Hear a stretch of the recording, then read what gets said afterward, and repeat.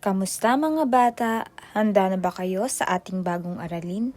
Ang pag-aaralan natin ngayon ay ang pagkakaiba ng bagay na may buhay at walang buhay.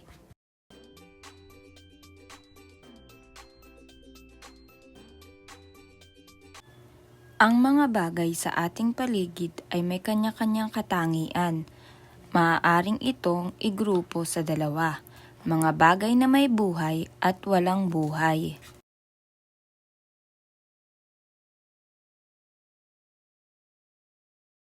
Narito ang mga katangian ng mga bagay na may buhay.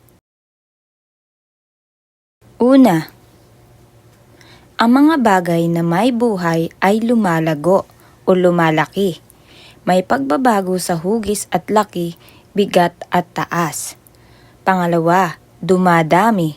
May kakayahan na dumami sa pamamagitan ng sariling kakayahan.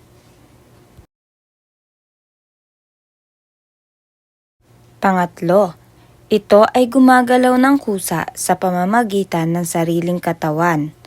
At pang-apat, humihinga, nagkakaroon ng exchange of gases. Ang mga bagay na may buhay rin ay nangangailangan ng pagkain upang patuloy na mabuhay. Samantala, ang mga bagay na walang buhay ay hindi lumalaki, hindi dumadami ng kusa, hindi gumagalaw ng sariling kakayahan, hindi humihinga at hindi nangangailangan ng pagkain para mabuhay. Ang bawat bagay na may buhay ay may kakayahang magparami. Sa paraang ito, ang mga tao, hayop at halaman ay nakakapagparami ng mga nilalang na kapareho ang tulad sa kanila. Namamana na magiging anak ang ilan sa pisikal na katangian ng kanyang mga magulang.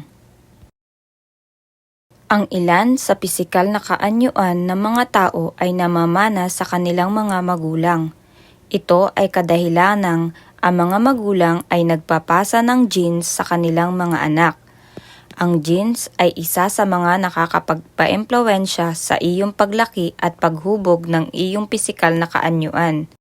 Maaari mong mamana ang ilan sa katangian ng iyong mga magulang tulad ng hugis ng mukha, mata, kulay ng buhok at madami pang iba.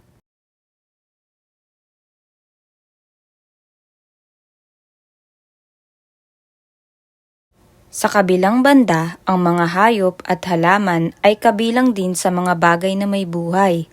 Ang mga hayop ay may kakayahang magparami at magkaroon ng anak na katulad din ng iba. Halimbawa, ang magiging anak ng hayop na baboy ay biik, sa manok naman ay sisiw, at ang aso ay tuta.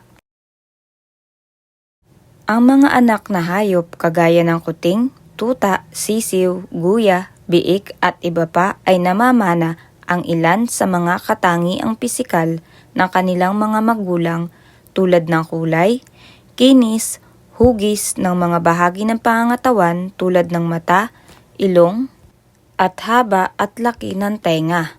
Ang ibang mga hayop naman ay maaaring magkapareho ang ilang pisikal na katangian ng kanilang mga katulad ding hayop. Samantala, makikita naman ang pagkakatulad ng mga halaman sa kung anong uri ng kanilang pinanggalingan. Halimbawa, ang puno ng mangga ay magkakaroon ng panibagong puno sa pamamagitan ng pagtatanim ng buto nito. Ang kamatis ay magkakaroon ng panibagong puno kung itatanim ang mga buto nito. Ang bawat halaman ay may kakayahang magparami sa pamamagitan ng pagtatanim ng buto, tangkay o anumang bahagi nito na maaaring tumubo. Ang bawat halaman rin ay may magkakaparehong pisikal, depende sa uri nito. Mayroon din namang mga halaman na maaaring nagmula sa iisang uri ngunit may pagkakaiba ang ilang panlabas na kaanyuan. Halimbawa, may mga bulaklak tulad ng gumamela at santan na may pagkakaiba sa kulay ng kanilang bulaklak.